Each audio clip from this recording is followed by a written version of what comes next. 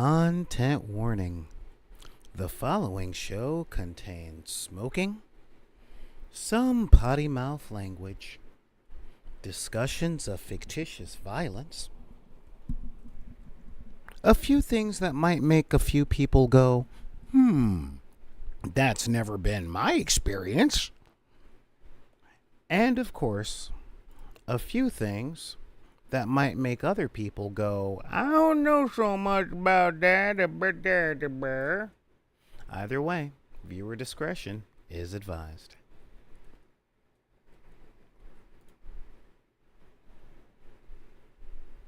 Well, that's one way to say stuff. It's true. But that's okay. We got the music queued up for the other stuff? Yeah, I think we do. All right, well, let's talk.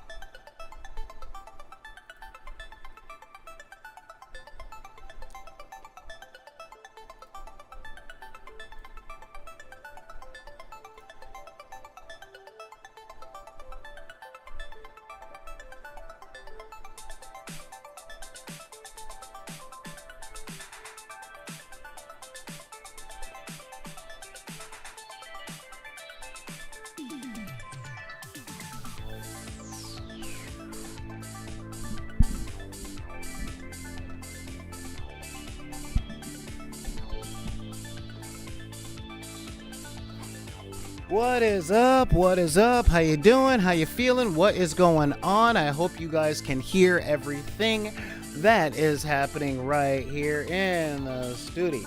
That's right. No, guys. You might be the peanut gallery, but this, my friends, is the gallery. But you know what I didn't do? I didn't do something that was really important. So, let me see if I can swing this proper. Just getting out there and changing background, go. All right.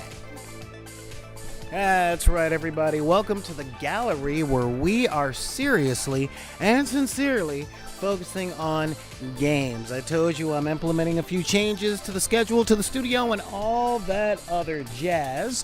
One of the things I'm implementing, not implicating, of course, are rotating guests throughout this to talk about their RPG experiences and the stuff involved with a lot of that stuff. Alright, so today I want to welcome my guest host. Y'all know him from the Chat Attack and various places all over certain areas that are covered in snow. I want you guys to give a hand to a great entertainer, a great humanitarian, and my dear friend for my years. Give it up for Conrad Ganja. How you doing, brother? How you doing out there? I'm doing good. You know, we got a lot of rain up here because the east and the west coast, y'all just getting hammered by every tropical storm that God could create at this moment before we get into the winter season. So all that nice little brush that's coming off of you guys every time it collapses when it hits y'all mountain range is just pouring into us. I had never seen Colorado so green and so lush. Green and lush Colorado, you know. I feel like I'm in Europe. Really?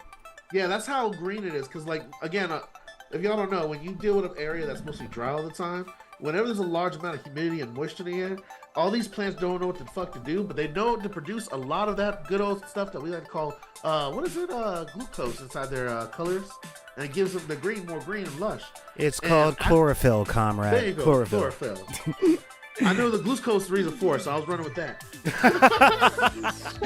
Well, that's fair. See, I figured you were feeling like you were in Europe because of all the snow bunnies that go up to the mountains, if you know what I mean. Oh, no, I'm in Europe because these Coloradans are dying. They don't know what to do with all this humidity and the leftover heat. They're complaining. I'm over here just from Florida originally, and I'm just like, wow, my bones don't hurt. I don't got to worry about like a wildfire ruining the rest of this all the way up to November. This is great. This is nice. Though I do know if this moisture keeps up going into the wintertime, I might experience my first blizzard since the 90s. And I'm not interested in that, y'all. I'm not interested in learning how to set a fire in my living room. Okay. Well, I do want to come out there and get some skiing going on because I'm all about the 2 popsicle sticks on my clownish feet. But because you like chasing white powder, but to each their own.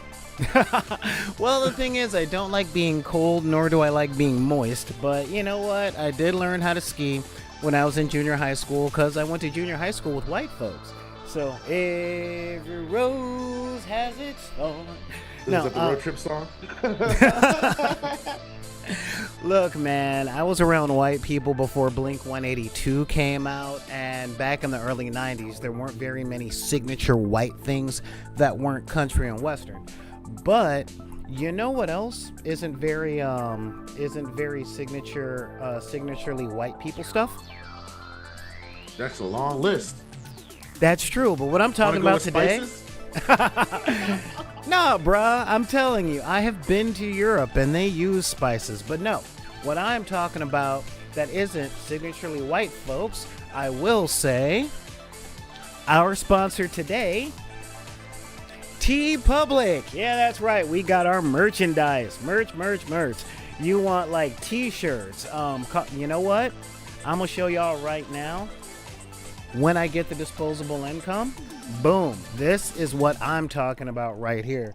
The Back in the Deck coffee mugs. You can get Lil Saul in a couple of different outfits, and of course our logo for your coffee cup. So when you are watching the show here with me, just like me, you, my friends, can also drink coffee with me, and then you can have your own Lil Saul all over the place. But you know what? There's hoodies, t-shirts, tank tops. My other favorite thing that we have on this, where is it? Nope, not cases and stickers.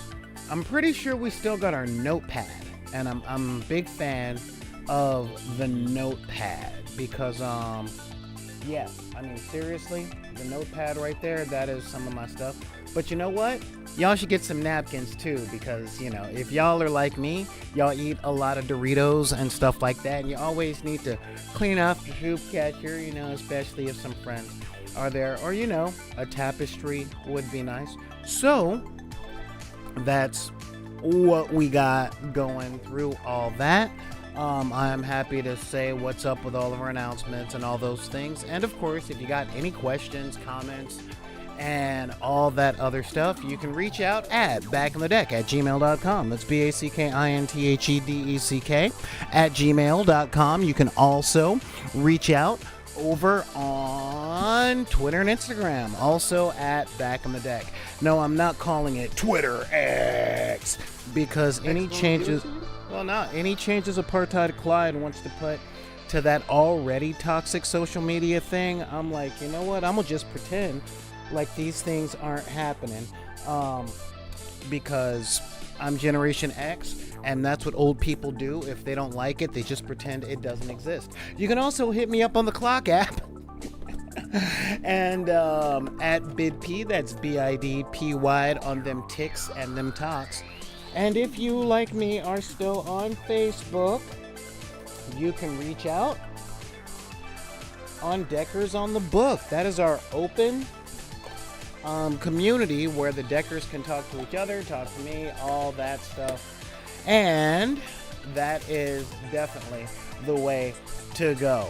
So, comrade. Hello. Where can the peoples find you? Well, they can find me on the Bird app. If, we want to keep it old school. Find me on that Bird app at Red Gunner Group. Will warn you guys, it's not too much funny stuff. That's all my political stuff. So if you're interested in seeing how far down the rabbit political hole I go, that's where you want to go follow me. But if you want some fun entertainment stuff, go follow me on the Chat Attack / Double Toasted Pre-Show. Matter of fact, my co-host is on right now. Don't go leave us now. No, wait. He's gonna be there for a minute. Playing Starfield. One of the Star games that came out recently. So hang with us. Then you go check him out afterwards. He'll be there for a while. Trust me. He won't get past the tutorial fast enough. Oh, hold up. Don't tell them to go watch somebody else's channel, man. I got a mortgage. I said afterwards. And it's my channel too. I do the pre-show and the game show. That's true. But knowing those guys, they will probably rate us after they're done playing whatever video game they are playing. And you know what? Raids are always good because I live in the hood, and don't matter how clean you keep your house, if you live in my neck of the wood, you might need a little raid. And but with all that, let me get down to it. Now I got a quick announcement to make. I found out from the new MPA stuff. I try and keep this. I really try and keep this a family-friendly show, right? And I found out that I am just not a family-friendly person. You know, like, seriously speaking, I found out I was very sad. Like, I was almost as sad as Anakin Skywalker when he lost his mom, and that made him very sad. And then he put on a really big black cape and a cool helmet and decided to kill everything in the universe. No, yeah, so it turns out that this channel can't be as family-friendly as I want unless I go to rehab. I felt that. I fucking felt that. I felt that in my soul. Yeah, seriously. It hurts. It really does. No, he didn't just kill everything in the universe. He killed the men and the women and the children too. And let me tell you something. You guys would do twice as much to have half the chance with Natalie Portman. All right? I would cry too if I lost her. So yeah, so it turns out Cyber Drake Luke is like, rehab, what? Yeah, seriously?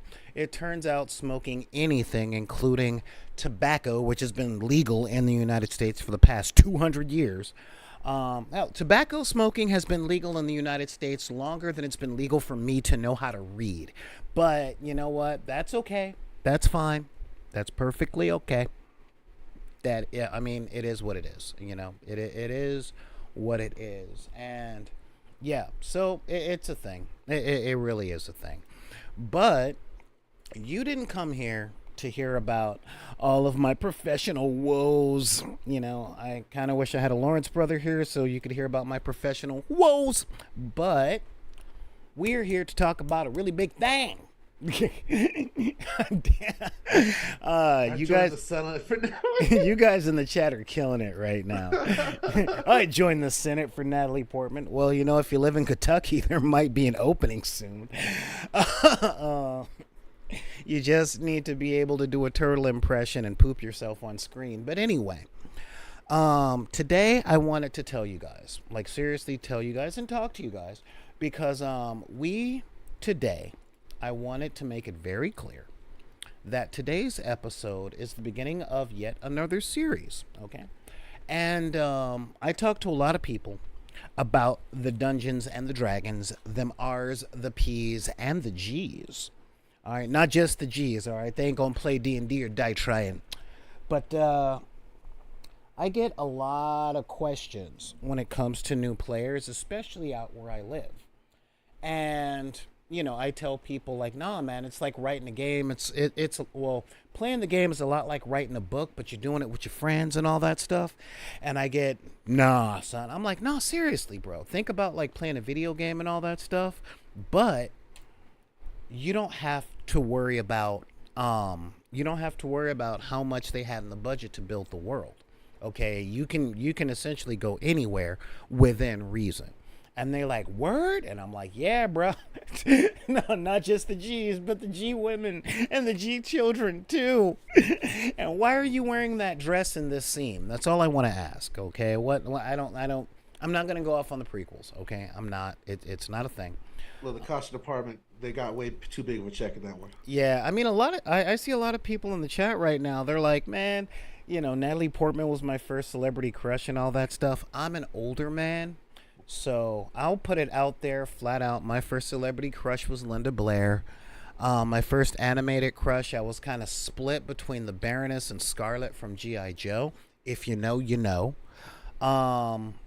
And yeah, that's kind of one of the things. I know that's not the question, but I'll give you the animated one. Jasmine from Aladdin, Disney variation. You know, I'm not gonna lie. Jasmine from Aladdin, she could get it. Jasmine could get it. As far as the Disney princesses go, I'm all about Esmeralda. That is. I don't I'm blame like, you. you know. Although my Disney princess is Moana. That's the one. I'm just. A lot of people would be like, but I thought Tatiana would be, and I'm like, and you would need to read a couple of books. But yeah, but seriously, because don't get me wrong. I mean, Tatiana was all right for Disney's bone that they were throwing, but Moana was she was most definitely my Disney princess. Cause one, for a long time, fairy tale princesses were really defined by what they needed the man to do. Come save me, come wake me up, whatever. Oh, I remember. I was the Disney Generation Vault. That was the one they were pushing all the new. We recolored it and added composure from John McClane's music producer company. Yeah, exactly. But Moana was like, "Oh, I gotta go save the world." I'm like 8. You know what? Do it to it. Let's get in this boat. Let's go. Hey, the Rock's here. Of course, the Rock is here. Let me guess. You're gonna wanna help me save the world by pledging $10 million of my money to save the world from the volcano. Is that what you're saying? I didn't know I was on a political podcast today, but I'm happy I am. So I'm just saying you're welcome. But first female lead though is the I don't remember the actress name, but she's the one that plays the secondary female character in Austin Powers, the first one. Okay.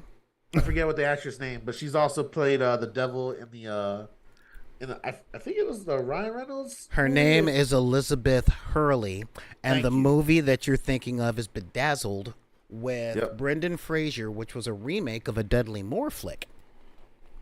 I didn't even know it was a remake. Uh-huh. But yeah, that was my first female crush in like big screen. Not bad. Yeah. Not bad at all, Mostly because my parents forgot, hey, look, it's the 90s and movies still sold out around this time. So they decided, hey, I'm going to take our kid to go see Tarzan on its release weekend. And of course it's not going to be sold out. They're wrong. So the next option was, fuck it. It's for us now. We're going to watch Austin Powers. We'll just explain the sex to them later in the car. You ended up watching a better movie. But I did. And I appreciate it. As a 6-year-old who shouldn't have been there, I felt privileged to be in there. So... Mostly because most of those jokes were technically for me. Okay. All right. That does make sense. So, on to today's topic. All right. Now, a lot of you guys are like, okay, Session 0 workshop, all that jazz. And in the go live notification, it said, play the character you want, but play the game that's written. What do I mean by that? Well, I'll tell you guys. I have been teaching RPGs since 2003. Not playing RPGs, okay? I've been doing that since the late 80s. I'm talking teaching, like sitting people down with the role-playing book going, you want to learn how to play this game? Let me show you how to play this game. Okay? Since 2003. Okay, that was when I worked at a little store called the Game Castle. And it was my job to sell RPG books. And you can't sell, well, I learned a long time ago never to buy a Mercedes from somebody from a dealer that drives a Honda. I'm saying that because I drive a Honda and I'm selling a Mercedes. But but I'm selling it because I can't take care of it, okay? But I'm not a car It's gotta salesman. go. It's not because I'm trying to rip you off. It's because I need money. No, but what that comes down to say is, don't buy something from someone who doesn't use it themselves. Okay. So I've been teaching games a long time, and the number one thing I see are people that get into RPGs, get into most things because of the popularity of one specific brand. And then they try and make that brand something that it isn't. Okay? Not to say that it's impossible. It just takes... it's a lot of lying to yourself. Huh? A lot of lying to yourself as the DM. No. Not a lot of lying to yourself. It really comes down to what I call the martial arts conundrum, where people see a Jackie Chan movie, or a Jet Li movie, or an Ong Bak movie, or a Danny Yen movie. Yes, I watch a lot of kung fu flicks, and they go, man, I want to learn how to do that. and they join like a kung fu or a Thai boxing class, and they find themselves doing a bunch of push-ups, going, "This isn't what I signed up for," you know.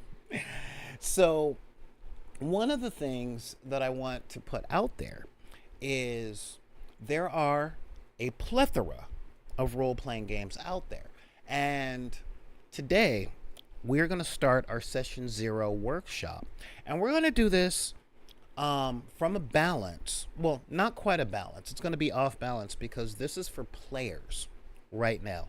We're going to be doing a GM's workshop because one of the deckers out there gave me some really interesting information, specifically checklists for GMs on their session 0, and I want to read through them, give some commentary, see what I agree with, what I don't agree with, what I've seen work, what doesn't work, that kind of thing. But the biggest thing I see is people signing up for the most popular thing, okay, for right now when it comes to RPGs. They sign up for Dungeons and Dragons, but in their hearts, they want another system. And what do I mean by that? The most popular thing that I've seen, okay, or the most common thing I can say, is people that want to make a D&D character that's a replica of, say, a Gundam, or they want to make Deckard from Blade Runner, or they want to make a character that isn't set in the fantasy genre, that's based on mechanics that D&D supports, but it supports it in a way to where you have to make that the specialty of that campaign. Okay? The second most popular thing I've seen are people signing up for D&D, and they want, beyond anything else, to play a superhero. That's what they really want to do. You know, you're laughing because you've seen it, right? I've seen it, and I'm also laughing at the neon. I can't. If I'm saying your name right, wrong, please correct me. But Neon Arlecchino, Neon Arlecchino. You know? Yeah, think Cyber Harlequin. Okay, perfect. So when they said my faction is Imperial allies, but they're not really Imperial, believe non-insert fascist ideology here. Yeah, I can't. I don't know. Have you been? Are you familiar with the Warhammer 40K universe? I'm only familiar from memes and because I've been around a lot of like roleplay forums and Reddit pages, so I've come to understand a lot of the different subcultures and their memes, and that's kind of been the overall one. Was look, this is Warhammer 40K. This is fantasy. Don't start reading Mein Kampf after this. That's my favorite meme. Pretty much. Pretty much. This is pretend. Don't lose it. Yeah, I'm from RTS before I became to tabletop and roleplay. I used to do RTS video games, and my favorite game was Stellaris. And I used to have a mod called the Iron Sky mod. If y'all don't know, that's a universe where the Nazis ran to the moon and shit, and they became spacefaring people to run away from the government. It was a movie with Terry Crews, so yeah. Yeah, Terry Crews too. So, and it's based off of that, but the people who download that mod lost their shit. And it was actually breeding a small community of fascists in the Stellaris community. So Paradox had to come in and just ban the whole fucking mod. It didn't breed. Yeah, it didn't breed. It just it was organizing them. Yeah. That's what I'm gonna say. It allowed them to mask off. That is the big thing. So yeah, I mean it really is a thing. And Zan, my good friend from the land of cheese and beer, says, I think D&D does superheroes a lot more easily than sci-fi modern type stuff. It does, as long as you make your superheroes based on their origin and not on their current canon. That is a really, really big, important thing. I've said this 100 times. Sure, you can make Superman in D&D. Well, you can make Clark from Smallville. You ain't gonna be up and away until level 20. But that's what I want to talk to you guys about today. Okay. Now, when organizing a session 0, it is really important really, really important to understand, like to have that talk with your player base and your GM for what game you're playing, what genre it is, and what the mechanics lean toward. Okay? We talked about this when we went through other games that aren't D&D. I would say, yeah, but I don't have one of those little things like you get on YouTube to say, watch this video next. But a lot of people have an idea of, oh, I can play anything, and then they go, anything. And it's, you can do almost anything, okay? This was a lesson I learned personally when, like, way back. Oh, let me get, I'm back right there. Way back in the 1980s and the early 90s, there was a game setting called Ravenloft. And in Ravenloft, the whole realm itself was evil. Really evil. And if you wanted to play a lawful good character like a paladin, you were a beacon that said, hey, come and stab me in the face from practically every monster that was in the entire world. Okay? If you're walking around Ravenloft going, yes, I'm that guy from Bridgerton and I'm talking to Chris Pine, everything will try and kill you. And I didn't realize that the first time that I put together a character to play in Ravenloft. I'm like, why is everybody messing with me all the time? And they're like, because you're a good dude. And good dudes ain't welcomed here. A good dude here is the equivalent of a Dukes of Hazzard fan that wears cowboy boots and a cowboy hat walking through Watts. All right, that's just, you know, who is this person? Why are they here? What do they think that they must think this is White Boy Day? That's what they must think this is. And so what it comes down to is, had I known that that was the world I was going into, I wouldn't have made a shining beacon of virtue. I would have made a regular good dude, just a regular good dude. Just, all right, dude, yeah, I'm regular. You know, a good dude whose armor is rusty and dented. So yeah, but where I see it nowadays is a lot of folks want to use D&D to play games that aren't D&D, and I talked about this a little earlier this month. But I wanted to be more specific with these things. Now, we talked about 100 different, okay, not 100, but at least 6 other systems, such as the Fate system, Blades in the Dark, World of Darkness, Mutants and Masterminds, Savage Worlds, just a lot of different games. And Big Eye, Small Mouth, that was really pointed into that. And this is why I had Ganja on again, because you know, I started Ganja in his first role-playing game playing Esper Genesis from Alligator Alley Games. If you want a little bit of sci-fi with your that spoon and put it in the needle, you taught me how to do that tabletop right. Have my arm tight. Exactly. But in that particular gaming session, it was a one-shot, so there was no session 0. But I didn't know that I was playing with a bunch of new players. Well, I knew they were new. Okay, but I was playing with a bunch of new players that like things more grounded. And when I say grounded, I mean a little bit Chris Nolan, you know, not quite other things. And what do I mean by that, you might ask? Go ahead and ask me. What do you mean by that, great DM master? I mean, if I were running a superhero game and I had written an adventure for the Justice League, I didn't realize that I was running a game for players that like the Bat Family and the Punisher. Okay? Yeah. So, and I should have put that together when most of you guys made thief characters. You know, everybody put their stuff together going, yeah, I'm about pickpocketing. I'm about pistol whipping. I'm about twerking. And I'm like, you guys could do a lot more. I know we could, but that's where I think. I'm all about the money thing.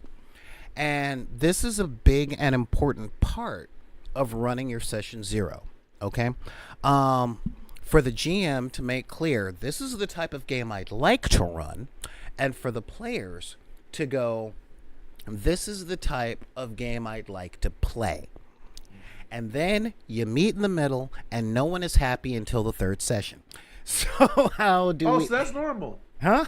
Oh, so that's normal. Okay. Oh, yeah, that's actually... I mean, best case scenario is your gaming group already knows each other, and you guys agree that you're going to be playing a system that you already know or a system that you're interested in. Okay. I did something we didn't discuss that. I put my ego on the line. So for y'all that know, I'm new to tabletop because I come from a neighborhood where that stuff got made fun of a lot, and I wanted to protect whatever. So you're from the United States pre-Critical Role. Pretty much, yeah. And then I'm from South Florida, Seminole Reservation, where hip hop was the biggest cultural influence you had around you if you want to be cool. So just keep adding the subtractions on there. How much I was gonna. I am so glad you cleared up the reservation thing, because as soon as you said, "Yeah, I'm from South Florida," I'm like, "Oh, you're not used to being around people that can read or write." Yeah, or math. Math, reading, writing as a game. I would lose like 99% of them for that just offer right there. Like, oh wait, I gotta do math. I was the style to move dices for the whole time. Real talk to my Floridians, you know I got none but love for you guys, all right? I'm not implying that y'all guys can't read or write. That's for South Georgia. Look, again, I'm kidding. Look, we all know when y'all say Florida, y'all really mean past Orlando. We just don't say anything out loud because we don't want to defend them either. No, they're armed, and they breed illegal reptiles. But when it comes to like doing my own session, one of the first things I did out the way was like, look, guys, I'm gonna do this for y'all, because they wanted someone to do the DM work, and everyone wanted to be player characters. And I guess I was the only one that could keep the lore straight, or I was just the sacrificial lamb in the group they threw out there. They're like, hey, you do it.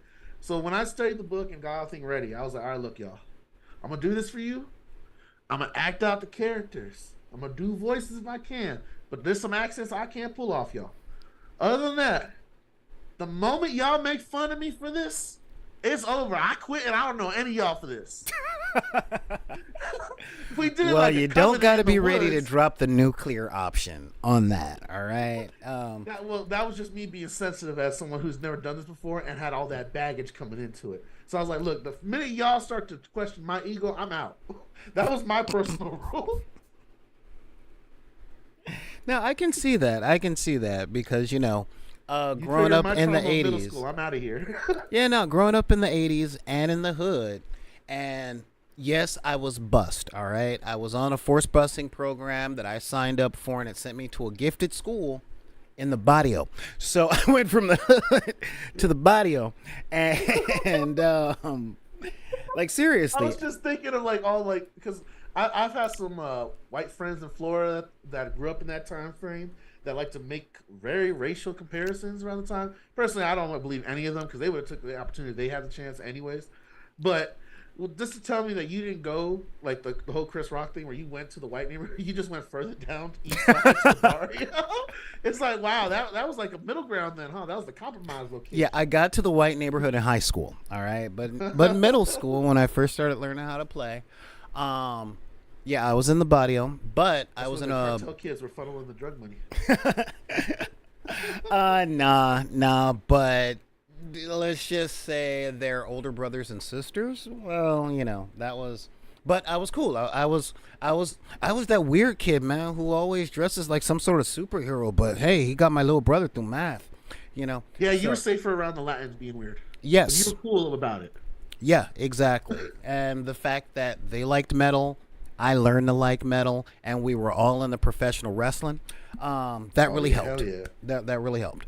But when it came down to the Dungeons and the Dragons, or the role and the playing and the games, all right, there was a lot of stuff that could come through. Now, I took naturally to role-playing games, okay, because I played pretend a lot. All right, that was me. I was always pretending to be someone I wasn't. And I grew up across the street from a park. Excuse me. And back in the 80s, okay? Y'all might be a little young for this, but back in the 80s, our parents wanted to keep the house clean, so they sent us to this place called Outside.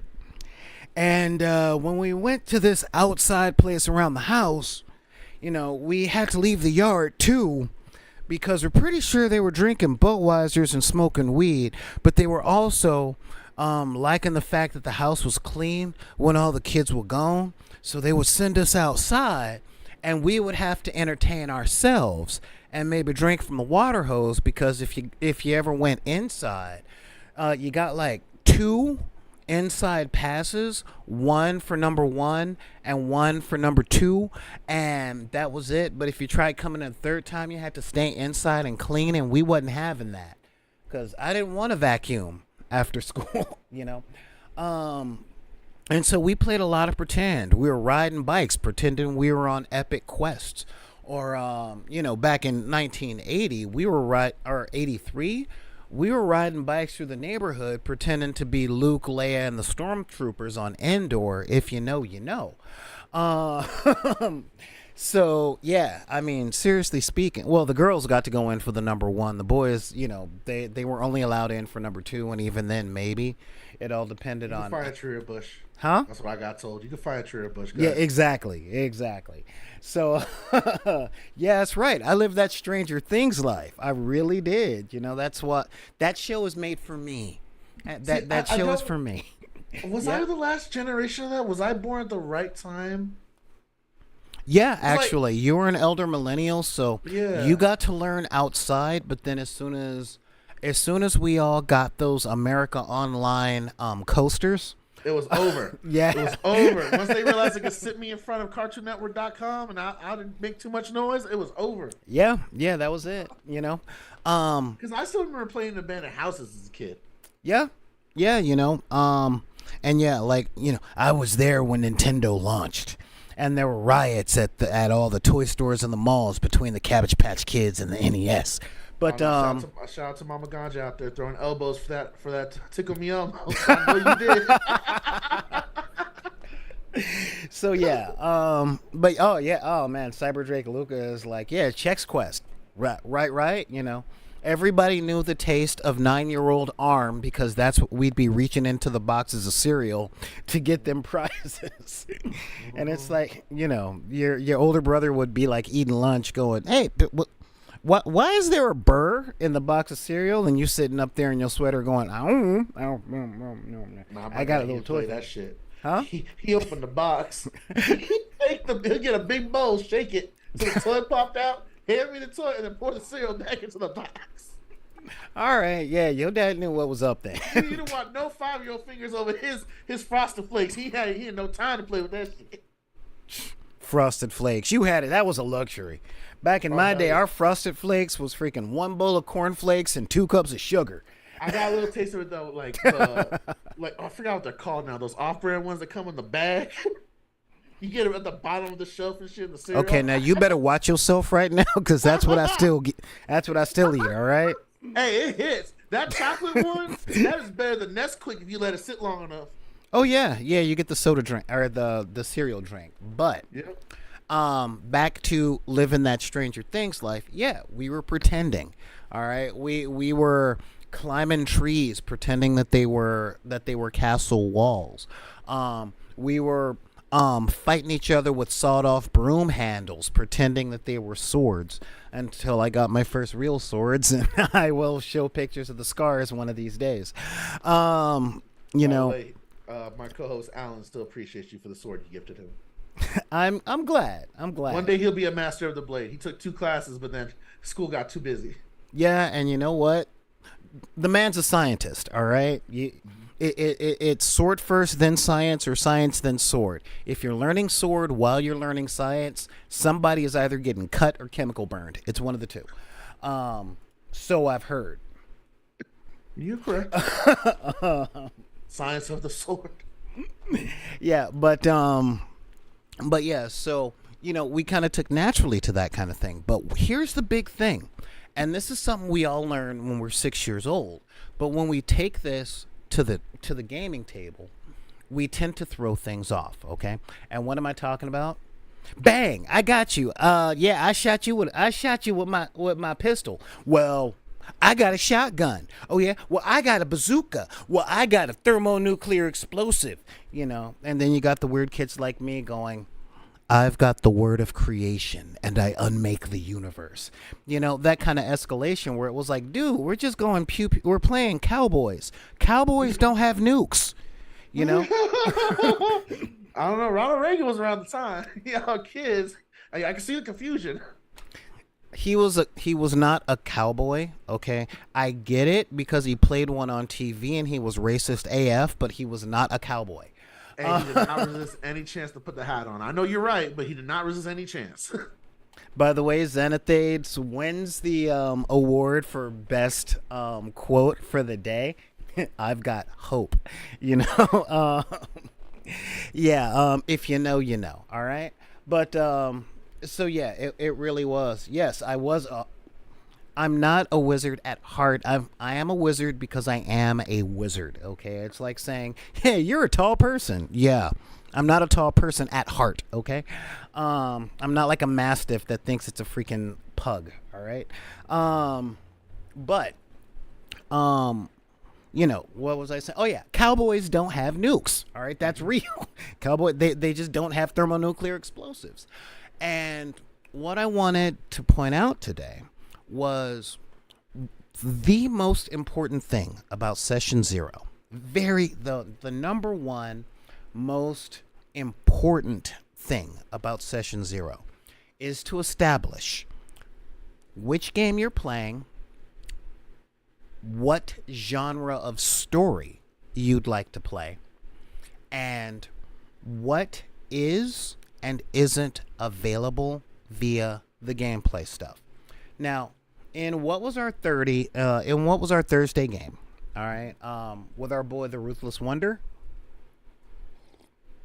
the dude is an advanced D&D player, so he was able to make Big O within the confines of Dungeons and Dragons. It is possible, but it takes a lot of finagling.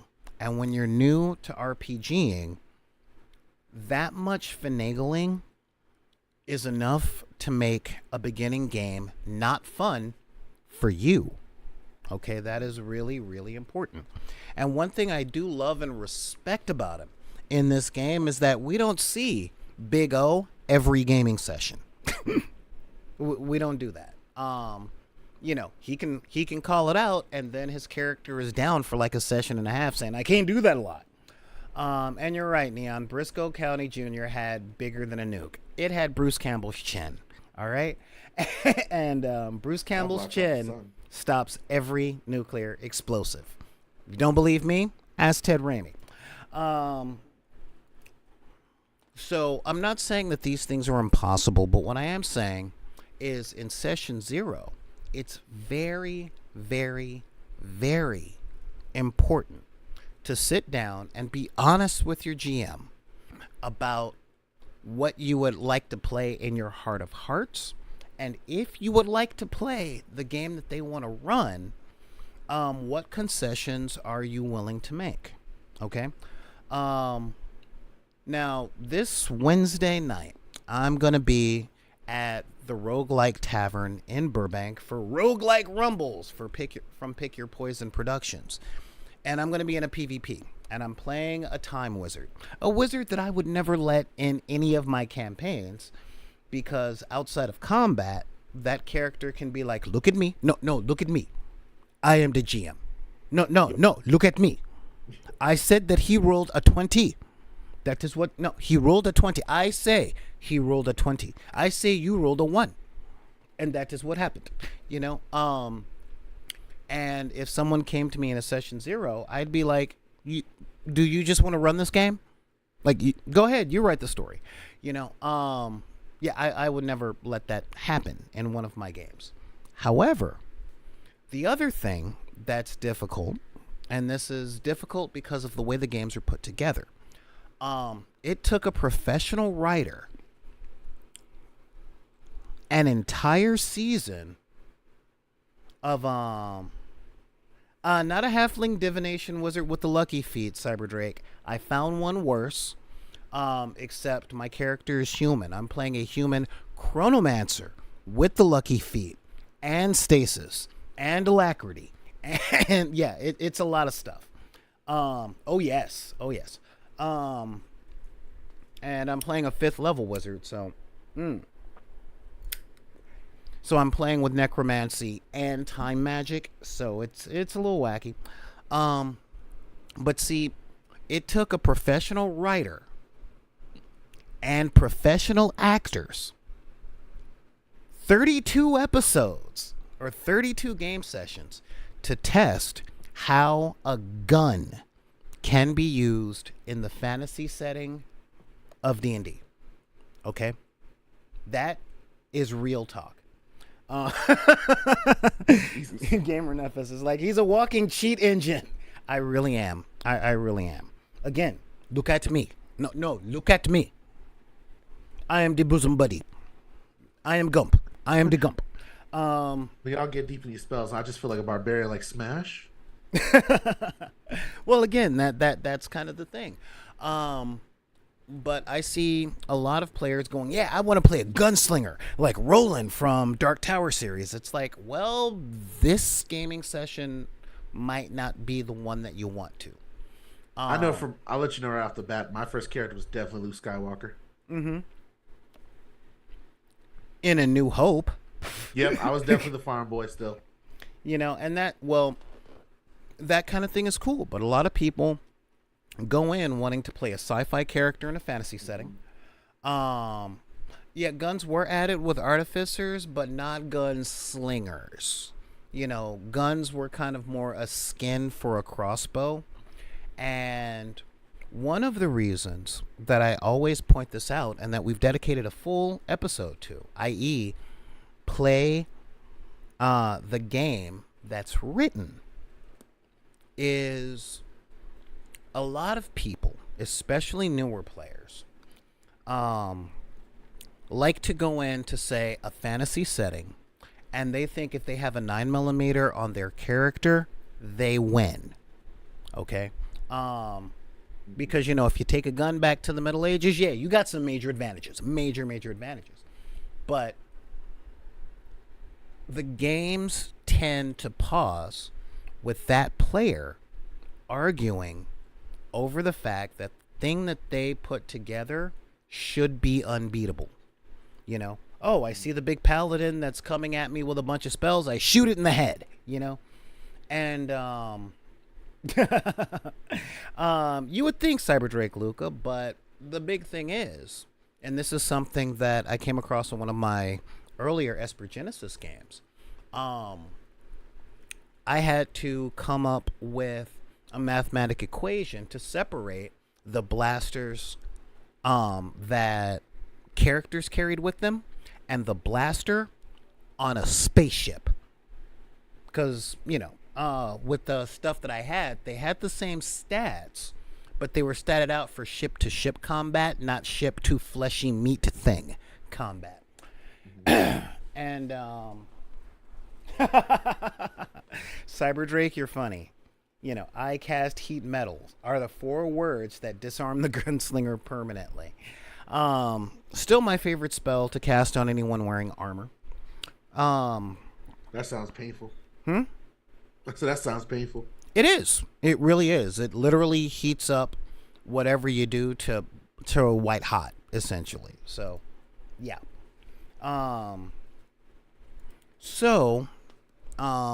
When you're coming together,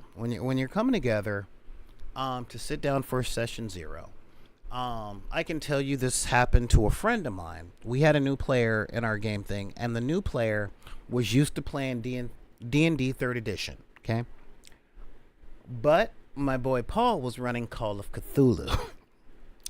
And so when the guy came in trying to be heroic in Call of Cthulhu, it did not end very well for him. Because Call of Cthulhu is survival horror and investigation. And the way that the GM was running it, there was no backup. The police were useless unless they were after you. And you never had enough money. Hardly anyone knew how to drive, so he was essentially running a game of being a black teenager, and this player had never read any H.P. Lovecraft stories or seen any movies based on H.P. Lovecraft properties, like From Beyond, or Mountains of Madness, or the Reanimator series. Like, he hadn't seen any of that stuff. Okay, we got Cyberdrake Luca again. Run, you fool! Run away! You can't fight a Shoggoth with an assault rifle. It's true. It's really true. You can only fight a Shoggoth with a magic spell that you learn from a book, and you use your sanity as fuel for the spell. And if you're unfamiliar with that game setting, that's going to be a little difficult. So at session 0, it's very, very, very important for the player to sit down and ask, hey, what kind of game are we playing right now? You know. Sorry, we got Xanathades going, how did the Shoggoth even get an assault rifle? Don't ask, okay? And it's not an assault rifle. It is neither an assault rifle nor is it a tube of baloney, but it is something hideous and unholy from betwixt the twain that man should not know. Woman might know, but man should not know. Do you have any questions on that? Do you have any questions on that, Ganja? No, I'm following along perfectly fine. Well, got any thoughts on it? See, this is me trying to get you to talk on the podcast. Oh no, because right now I'm learning along with the audience because I've experienced similar things that you're mentioning here. I just haven't experienced it too much. Again, I'm still a fresh GM, and I haven't played too much as well. Like I would like to play a lot more tabletops, especially as I get more and more into it now. But I haven't really got too deep into it yet, so I'm very much on the learning basis still. Okay.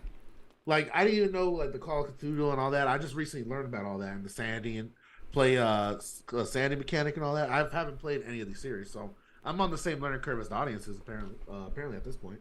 Okay. Now see, you being on the learning curve, you might ask, but Solar, why is this so damn important? Why though? Well, it's important because it sets the proper level of expectation. If you expect to go in to a cyberpunk game as a swashbuckling pirate running through the dystopian realms of a megacity from Judge Dredd, going, ha, forsooth, look at me in my big hat with a feather, you might be an awesome character. You also might get beaten half to death and robbed for all of your clothing because they are natural fibers in this world. Do you get what I mean? I get you. You know,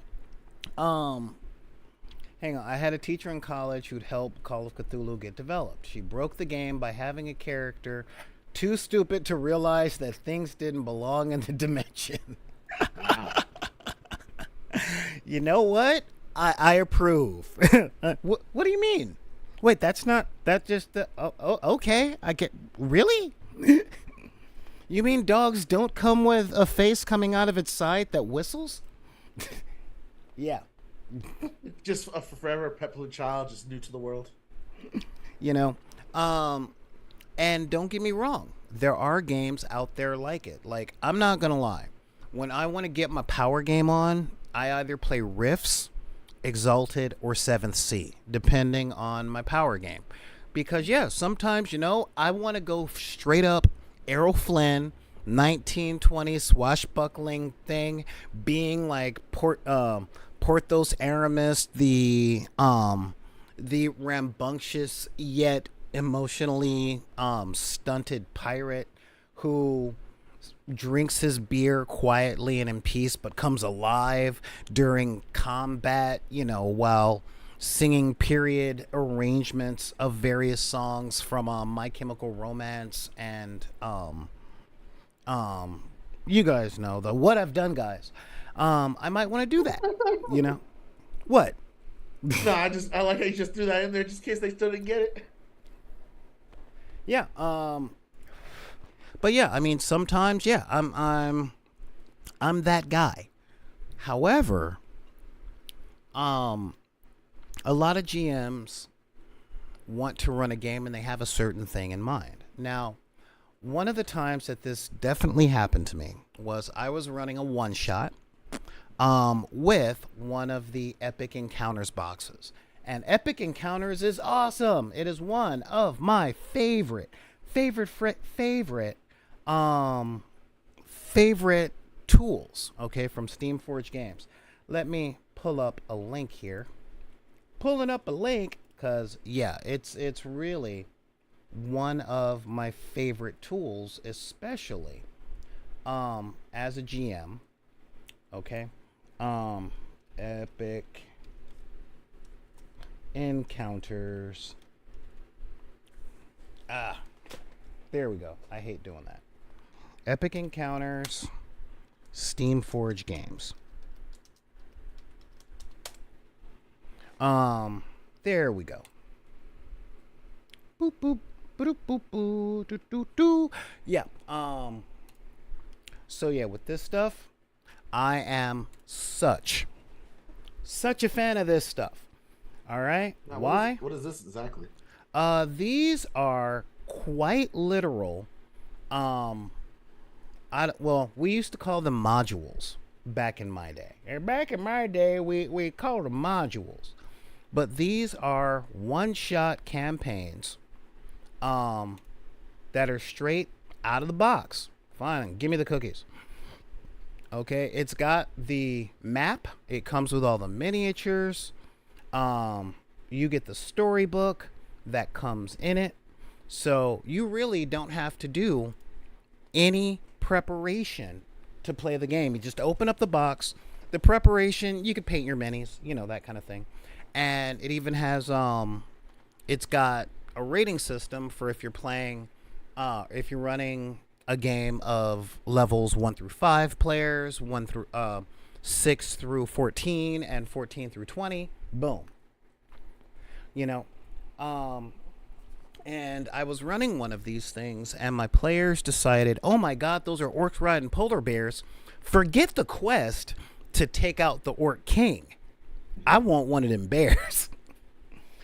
And they went into the combat and they used the entirety of the one-shot gaming session we had, because we were playing at a store, so it closed at a certain time, to do the fight and take the bear. And I'm like, okay.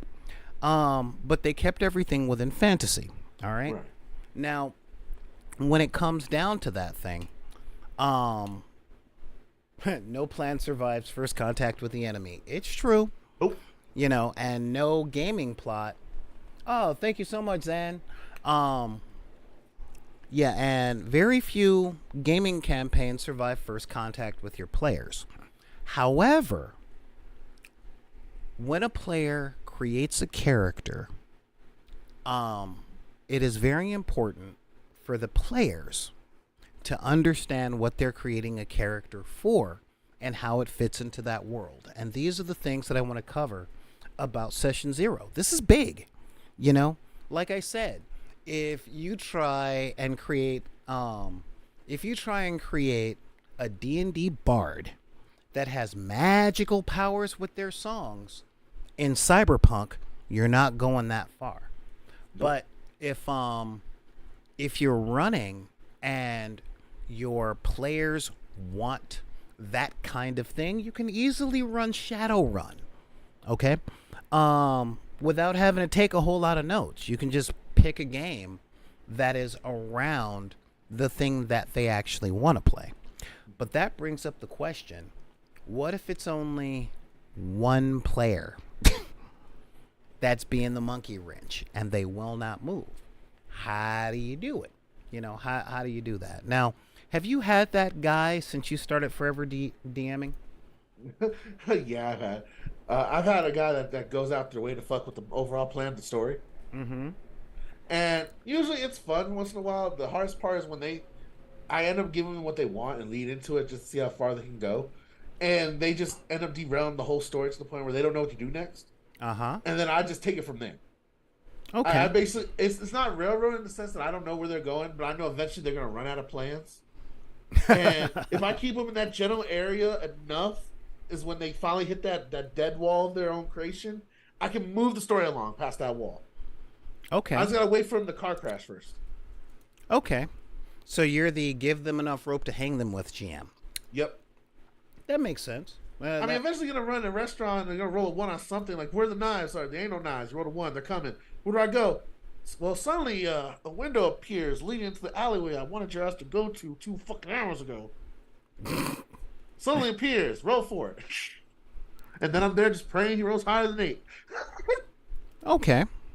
Now, you see, when we've got those singular characters, and make no mistake, ours was named Omar.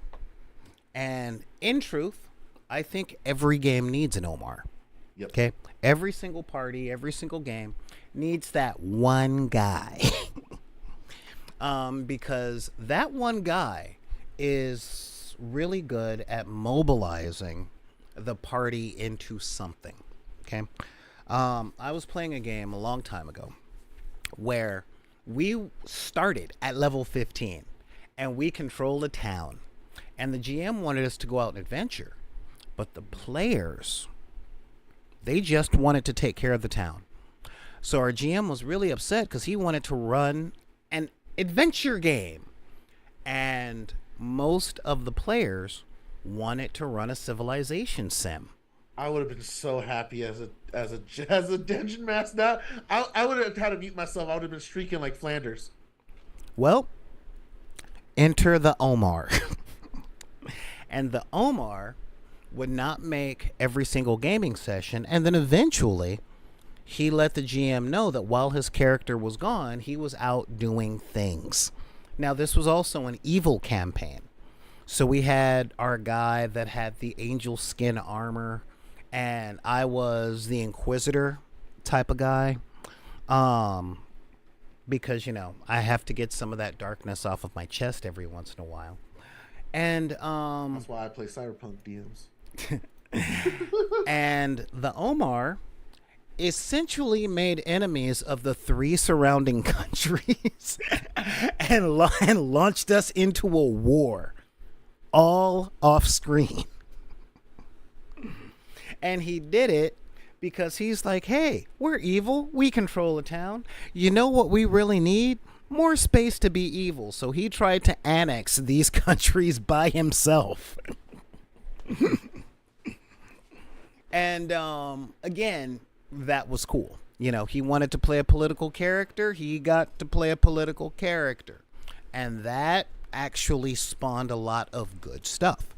So when we have that player that is trying to play a game that isn't written, a lot of the times it's on the GM to fold in the spirit of what they want into the genre that they're looking for. Okay?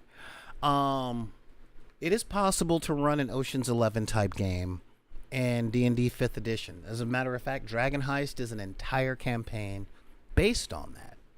But Blades in the Dark is designed for it, so it's a little better. It is very, very, very possible to run a horror game where your characters are outmatched and they have to do stuff by their wits. But I can tell you from personal experience, it's really not fun in 5th edition because your characters end up no longer feeling special, and everything about the writing on D&D 5th edition is made to make you as a player feel special. And this You're not just the bard. You are the amazing bard from Alizar. Yeah, one who seduced the queen and the princess at the same time. You dog. Well, the princess and her stepmother, the queen. Let's not go that far. You're right. Let's keep it browser, not Game of Thrones. Shia LaBeouf stat block that worked for a one shot. Wow, I can say do it. In fact, that's all he ever did. He just came out of various alleyways going do it. That was kind of a thing. So yeah, these things are really possible. What I've found over the course of my life in role playing is this really comes down to insecuritis. Okay? And insecuritis is a condition to where the new player is afraid of looking dumb or being forgotten, so they do their best to take over the game to keep the gaming situations within their comfort zone. So let's say they're a player that doesn't understand the magic system of whatever game you're running. Okay, they don't get the how the 5th edition book lays out area of effect, or if they're playing, say, Mage the Ascension, they don't understand the sphere system, or I mean, there's lots and lots and lots of reasons that they wouldn't understand what's going on because they're new or inexperienced. But they come from a culture where not knowing opens you up to merciless mocking, i.e. if they're elder millennials or Generation X, and they just don't feel like being on the butt of that joke, whether or not the players will actually poke fun at them, they're already on the defensive from people poking fun at them for not knowing things for a lifetime.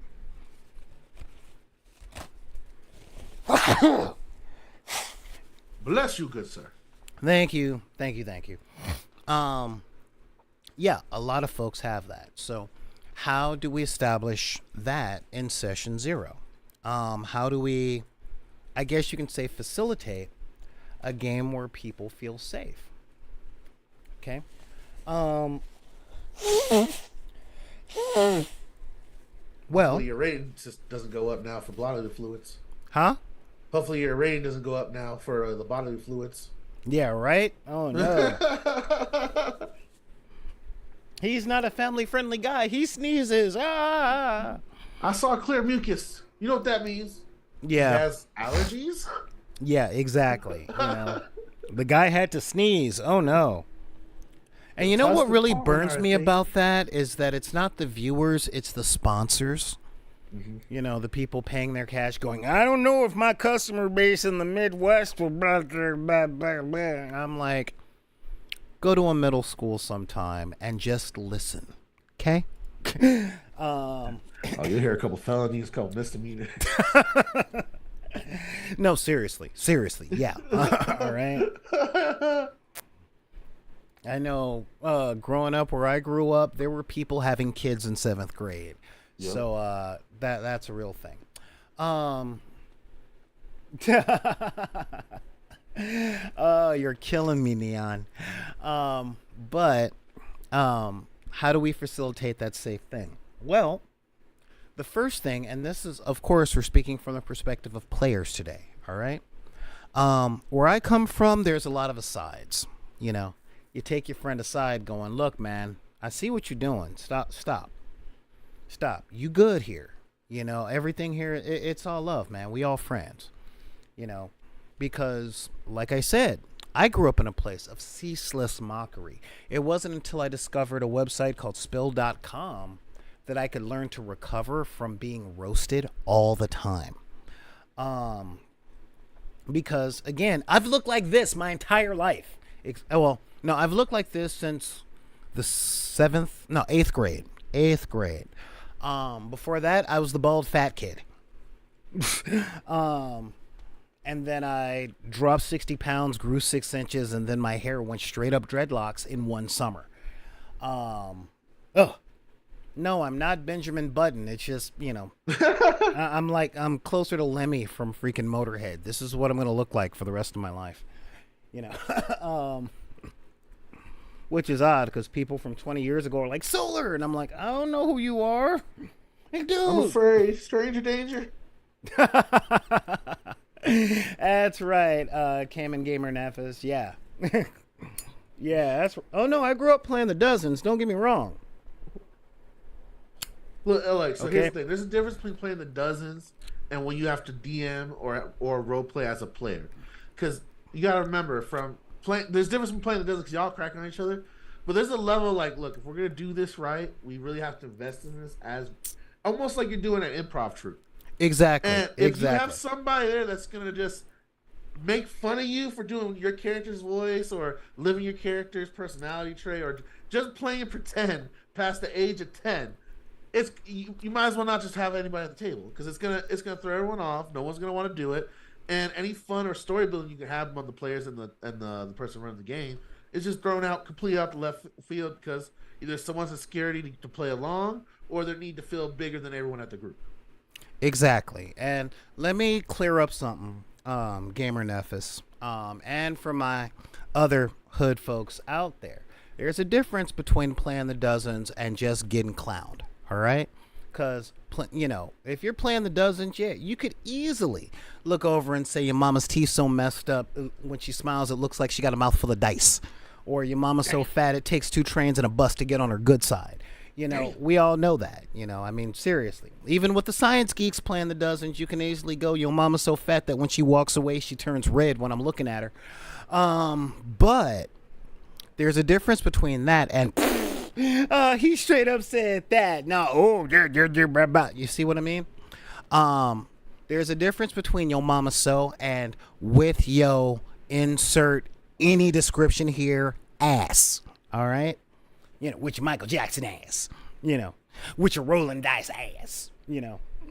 With your funny voice having ass. That's what I'm talking about. You grew up in the hood just like I did, and for those of you guys that didn't, essentially with yo insert some sort of thing followed by ass is hood speak. Is hood speak for you've hurt my feelings and we are close to having a fight. And that is wow, I translated AAVE into SAV. So yeah, I mean that's some weird stuff. That is really some stuff. So no, I get what you were saying. Just I've heard people try to use that excuse as sometimes for bullying people. Yeah, well, the fight was the best part for you. Yeah, well, good for you. Good for you. I don't like violence. I've always abhorred violence. I'm like, let us talk about all of this stuff.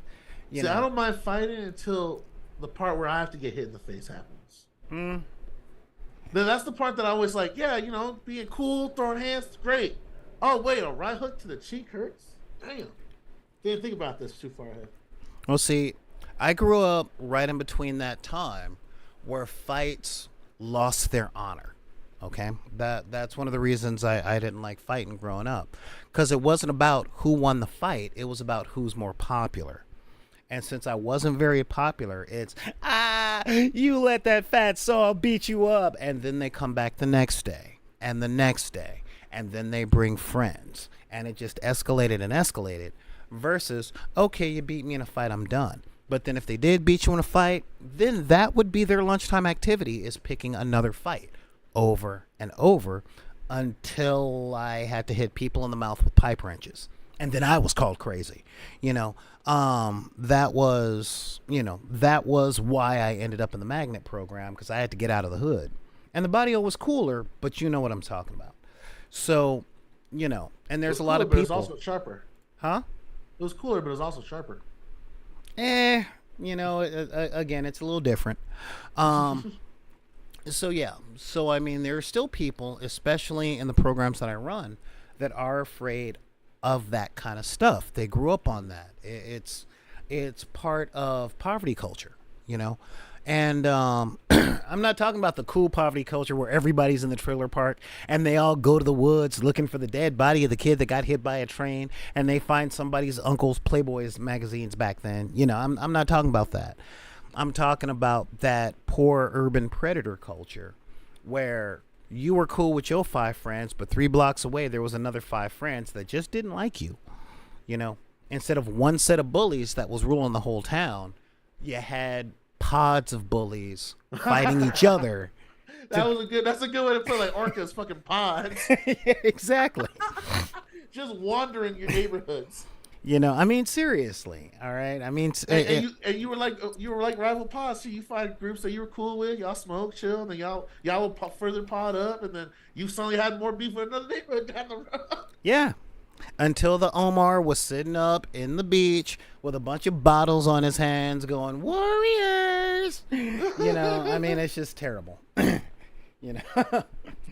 Oh, the Bully Pod whale song. I don't know. Whatever Wu-Tang released at that time. I mean, it's just, it's really that kind of thing, So, yeah, I mean, I know the Bully Lure songs was, check it out, I just got some new kicks. But, back then, that was back then. I don't know what it's like today, man. I'm 46. The closest thing we got to bullies in my neighborhood now that everybody's grown and everybody's got kids and some of their kids got kids. We don't got bullies. We just got people coming. I'd really like to buy your house. I'm like, you weren't willing to come into this neighborhood 20 years ago. Go away. Yeah. It's like you wouldn't let your daughter date me and come to my house, but now you want to buy my house. Walk. So yeah, I mean,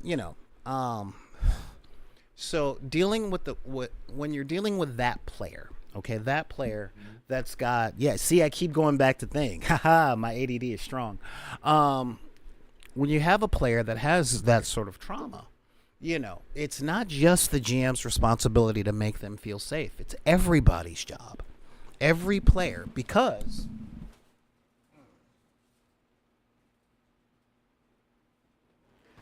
9 chances out of 10, that player ain't sweating the GM. Okay. That player is not very concerned with the GM being the adult bully. They're concerned with the other people at the table that they might not know. And looking like me and being in as many spaces where I was the only person that looked like me, I can tell you the fear is real, okay? Because gone are the days where somebody is like, I just don't like that guy. And it's replaced with the day where everybody's cool except for when they're teaching you the wrong rules, setting you up to embarrass yourself, or laughing at everything you do to make the experience so uncomfortable that you voluntarily don't come back and they can still look like the good guy. And if there are people like that in your gaming session, in your gaming group, have a vote about the island and see who gets put in the dinghy, because that is a very unwelcoming environment. But if there is no one like that in your group, but you have a player that is afraid that there might be, then it's always best to go to that player as a group and say, if this is what you're afraid of, because I'm sorry, it's the 21st century and nobody admits anything. If this is what you're afraid of, I promise you, it ain't like that. And I know you're not going to believe me. But if it turns out to be like that, I got your back. And that will keep people along with that. Because I'll tell you, for new players, it can be really embarrassing to be like, forsooth, I see the maiden, and now I shall take thy buxom maiden's corset, and I shall tie it tight so that she may feel confident. That is not exactly the way we speak. That might be the stuff that we want to say when we're at game, but we could be afraid of saying the word wrong. And let's be real, we're on the internet, okay? We correct people for their bleeding accents, all right? And this is one of the reasons I have the standing rule of, if you understand what I'm saying enough to correct the way that I pronounce it, shut up. What's so funny? No, because I felt that. If you knew the word I was saying, just roll with it. Let's keep the conversation going. You ain't got to be smarter than me right now. Yeah, exactly. And it's like, oh no, see, his name isn't Garcia, it's Garcia. And I'm like, oh, my favorite. It's let him Cuba. Correct me. Thank you. I was like, get the fuck out of my face up. It's not Cuba, it's Cuba. Yeah. They're cool with either one and the embargo. They're happy with no matter what the fuck you say as long as I get the info. Yeah, exactly. But see, those little things, they do take their toll, and they are the death of a thousand cuts outside of the things that we do escapism for. So, if you got a new player and they are ashamed of their accent or their cleft palate or that they didn't grow up with everybody else in the group or that they're new in town, all that other stuff. Those last two are bigly important. Hmm? I know me personally, I have a hard time integrating the groups that are like been established longer than 5 years. Everyone like been in kindergarten with each other. Some of them lost their virginity to each other, and now I'm here like, all right, let me try to figure out where I'm in this new guy position because that's probably what I'm always gonna fucking be now. Very much so. Very much so. So in session 0, it is really good to keep an eye out at the various players. And I'm saying this, players, to keep an eye out on everyone else. Look for the discomfort, all right? So that you, as a fellow player, can take some weight off the GM going, dude, what's up? Are you not comfortable with the genre? Because when you approach someone earnestly and be like, nah, man, seriously, I ain't gonna laugh and all that stuff. They have a much, much higher chance of opening up saying, well, see, I was told I could do like anything and all this stuff, and I kind of want to play an angel, but, I kind of grew up Christian, and this is a little weird for me. And you might be able to be like, all right, no, I get where you're coming from and all that stuff. But at the same time, because y'all know how I am on I do actual both sidesism. The other part is to be honest, all right? I get into it with my sister all the time because my sister plays everything close to her chest. And I'm like, no, seriously, what is the thing? What is the thing? You're being real quiet. You're being real introspective. Tell me what you're thinking, and I can save you a bunch of the work because I'm not here to beat you. And after about 5 or 6 different games, she actually started getting that. But it takes a lot because I know a lot of people, let's face it, if you grew up in the late 20th century and the 21st century from 9/11 to now, you probably grew up very guarded, okay? And you've probably been told by a lot of people, no, it's cool to let your hair down here, only to be socially punished, i.e. mocked, excluded. You might say something that takes all the air out of the room, and then all of a sudden, nobody is getting a hold of you, but you're seeing on their Instagram and Facebook that they're all hanging out together in places they never told you they were going. I get it. Ghosting is real, both in real life and online. And a lot of people are afraid of that. So I definitely get it. But what I say all the time, in regards to those fears, be yourself, be open. If the people would do that to you, then they're not worth your time, number one. I come from a big school. Big school. Okay? Of straight up being the dude that essentially says a person that's willing to punish you for expectations that they will not state is not worth my time. They're just not. My life is actually better writing them off and not being in their games than constantly being on my guard for the one person I'm going to make uncomfortable, and then it comes down to a choose me or choose them situation. So I'm like, you know what? No, just, hey, I'm a little nervous because of this, and this. And again, these are honest conversations that have to be had. And it's super important to have these, if at no other time during the gaming session, you have to have it at session 0. Okay, so anyone who's going to the game or joining the game knows what they're getting into instead of stepping in to a bunch of assumed expectations.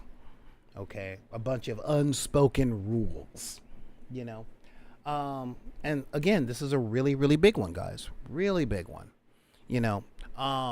If you want to play a certain character, then you have to know what game you're playing. If you have an idea of how you want to play your character, you have to know whether or not it's within the parameters that the GM likes playing games. Okay? Because the character that you have your heart set on in this game might not be the character that you want to play in this game. It might be for a different campaign or for a different system. You get what I'm saying on that? Yep. You know, many times have I fallen into this trap myself. You know, I had a GM that loved running simulations, and he was one of the most cynical people I ever knew. He hated superheroes because no one is going to come save you. Forget the fact that I'm imagining being the superhero. No, you're not a superhero. You're just you, and that's all you'll ever be. So put the cape down. Real talk. My dad be a nicer DM than that. Yeah, seriously. And He'll let you be a superhero. like, seriously, man. And I feel bad when I tell them they can't go to a door. oh no, this isn't in game. This is in real life. So that hurts even more. exactly. You know, and I made a character for him. I made an Outlander character from a different continent that he was running things on. I was an ambassador. I had all this other stuff. And in the very first game, I was arrested, stripped of all my possessions, and thrown in jail for looking different. I'm like, bro, I live in Fullerton. I want to role play. I don't want to relive last week. You know. All right. In my defense, I had that happen to a player, but that was their plan and their outcome. I didn't plan that. Yeah. You know. One of the players that are PRC decided it was a good idea to go into the police station but naked and see how it occurred. And I don't know about telling y'all seen cops. Yeah, like seriously, I got off the boat with my letters of transit. The guards took the letters, ripped them up, took my stuff, and threw me in jail. Then a dude tried to start a fight with me. I fought back. He hit his head against the wall and he died. And I'm like, what am I playing? You know? I don't think you're playing. I think you're helping someone with their own situation going on right now. Being heavily disguised in the TV campaign. Don't get me wrong. I've done that a few times. Yeah, I'm like sitting up going, dude, are we role playing or are you trying to work some stuff out? Because I just want to know how to plan this session. That's all. You know. I want to play my characters, not you torturing me for your own impulses. Yeah.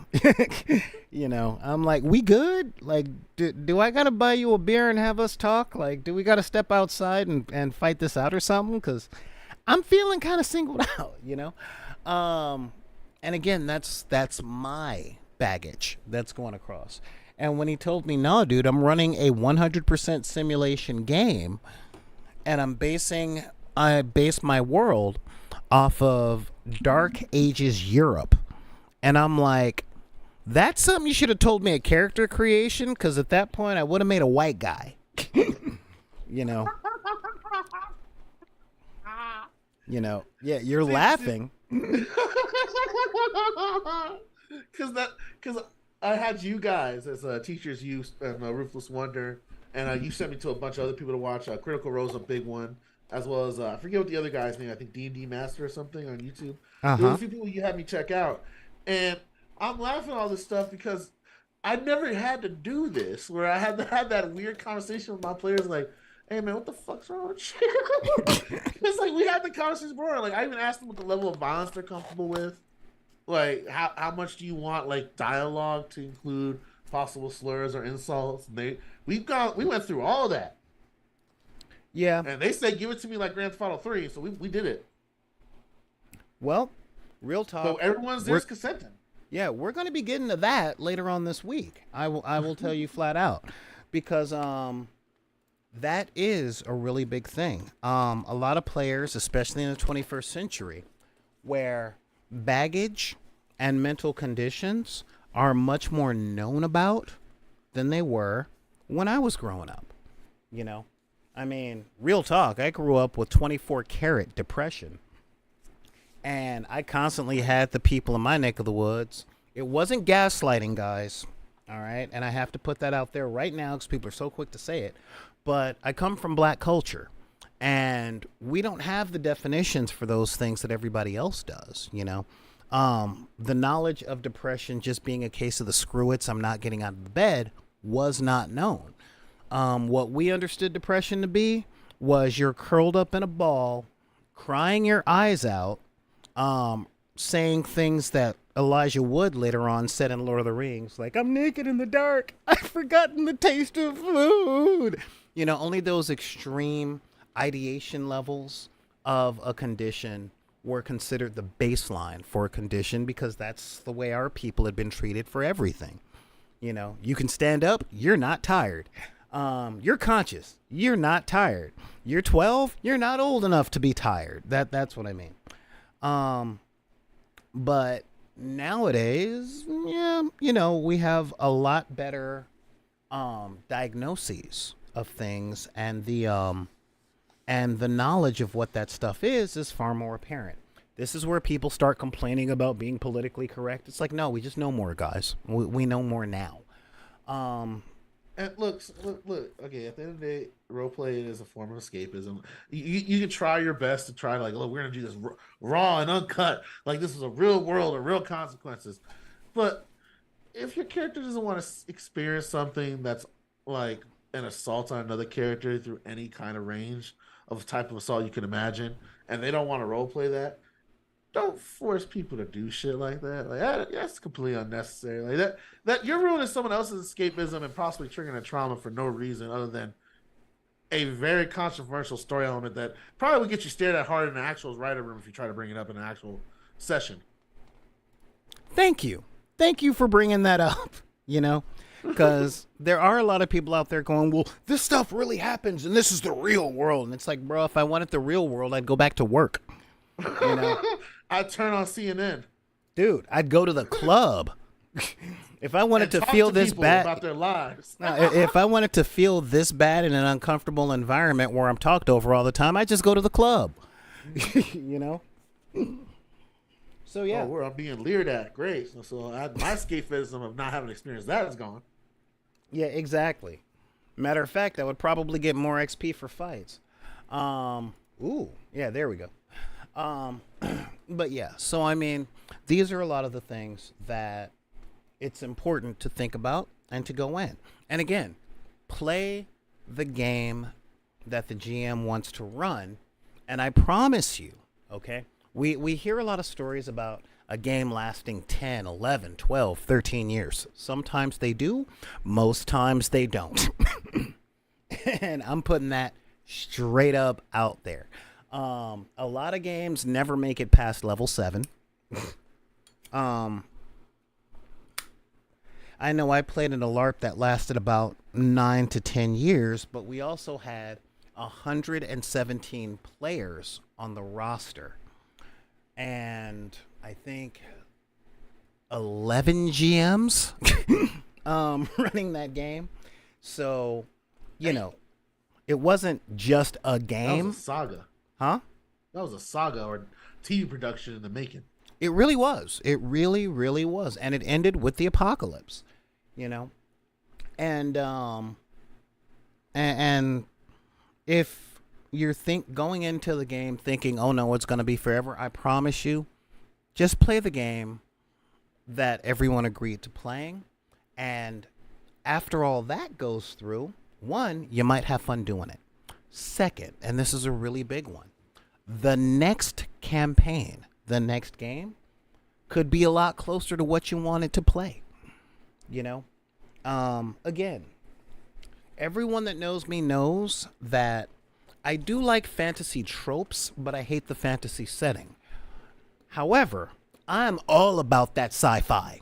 I'm all about the outer space, pew-pewing, meeting new life and new civilizations, all of that stuff, okay?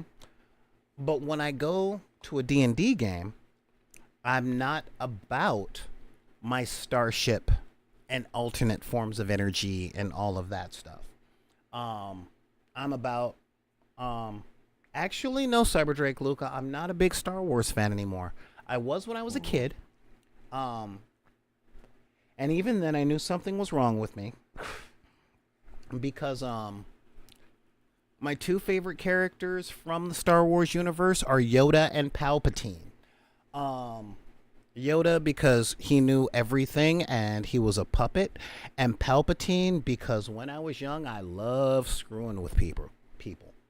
And Return of the Jedi was Emperor Palpatine at his best with the you want this, don't you? Well, take your weapon, strike me down, and take your father's place by my side.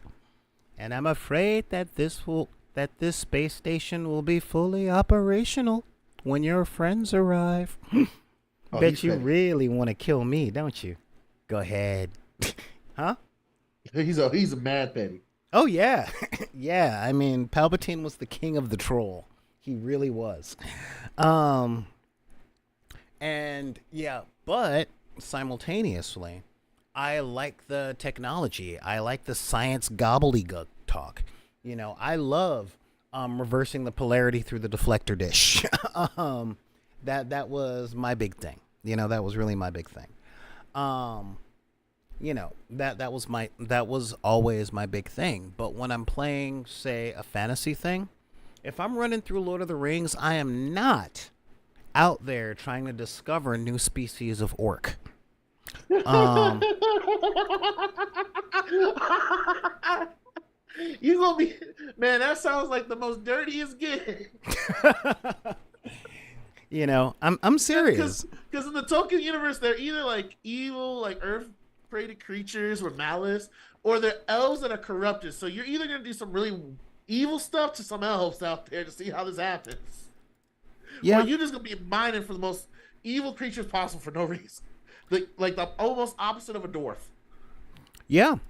And for a lot of folks, like that's a real thing, it is a very real thing for a lot of folks that are out there. But that's not my jam. Okay. That really isn't my jam, but you put me in a setting where there's a spaceship and we go the pew pew and we got the hacker, finding a new form of life that's made up of the spam bots that they find on the freaking interstellar internet that is fighting for its own sentience and might actually be able to be convinced to help out our party. Bruh, I am there.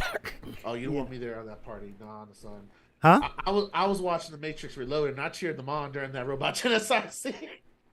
Yeah, I mean, seriously. So, so I love Esper Genesis, Traveler, 5 Parsecs from Home. Some cyberpunk. I'm all about that. I'm not really big on street level stuff because I grew up with street level criminals. So, again, he's like, I could role play that in real life if I wanted to. That's not a role. No, for some people that are like, yo, I want to be the gritty street person. Like that was my option. I'm good. Yeah, exactly. And I get that a lot of my friends want to play that because let's face it, role playing is tourism. Okay, that's really what it is. It's tourism, and it's tourism in an okay format. It really is.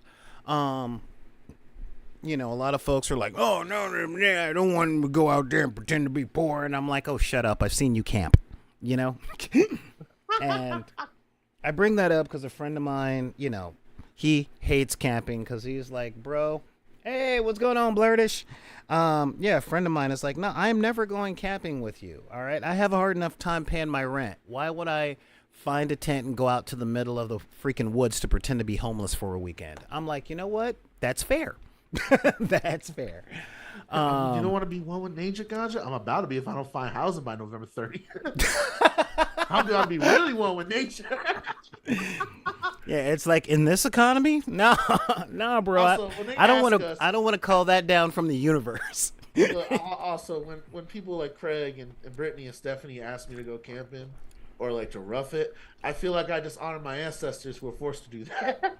But they want me in central AC and heating. I'm sorry that my forefathers looked proud upon me every time I order Uber Eats. Okay, now you got to put that one back in the deck, all right? Because that's like me saying, why would I go out to the woods to freaking live there? Too many of my ancestors were whipped, fired upon with water hoses, and had dogs turned on them just so that I could have a house. Yeah. See, you should use them now. You should see their faces when you do it too. Yeah, nah, bruh. Nah. No, put that one back in the deck, all right? Seriously. I'll put it back, but it's always there lurking. You know, it is possible to enjoy camping if you're not middle class, all right? So, now, don't get me wrong. If any of my friends invite me to a destination wedding and a plantation, I'll go, but people are getting slapped. That's all I'm saying. It's like, do we have a reason why, anyone out there have a reason why these two shouldn't be getting married? Oh, right here. Let me just go. I'm out. I'm going back to LA. And this is why I don't get a lot of invitations to weddings. But yeah. Yeah, you still there? I'm still here. I'm chilling. Oh, okay. All right. I was turning down all the camping offers I was getting. That's fair. But all right, guys. I want to thank you for being here today, Mr. Guru. Let the people know where they can find you. You can find me over at my Twitter at Red Ganja Guru. And of course, give that a follow, as well as you can find me on the Double Toasted, as well as on the Chat Tech, both on the pre-show and of course on our main show. Go give the Chat Tech a follow, and of course you'll know about both from that. Awesome. And yeah, seriously, guys, thank you for being here with us today. That is a really big thing that I appreciate that you guys are here with. And let us know the stuff that you go over as a player in your session 0. All right, and you can do that very easily just by pulling up your email and typing in back in the deck at gmail.com. That's BACKINTHEDECK at gmail.com. You can also hit us up over at Twitter and Instagram, also at back in the deck. Hit me up on them Tick and them Talks or the Clock app at BidP. And of course, join the group Deckers on the Book. Thank you guys for being here today. Serious thanks to all my people in the chat. This has been a fun episode. And yeah, hopefully you guys can find some interesting things and a little bit more understanding for the next time you find yourself in an RPG campaign. But until then, if anybody tells you that you can't like what you like because of the circumstances of your birth, be it race, religion, creed, gender identity, sexual orientation, disability, neurodivergency, your budget, because anybody who's ever been to one knows that the trailer park is walking distance from the hood, or cosplaying as your ancestors, you can just look at those people and tell them to take that card and put it back in the deck. This is Solar Gray, the Cinematic Sorcerer, saying thank you guys for joining us, and we will see you guys next time.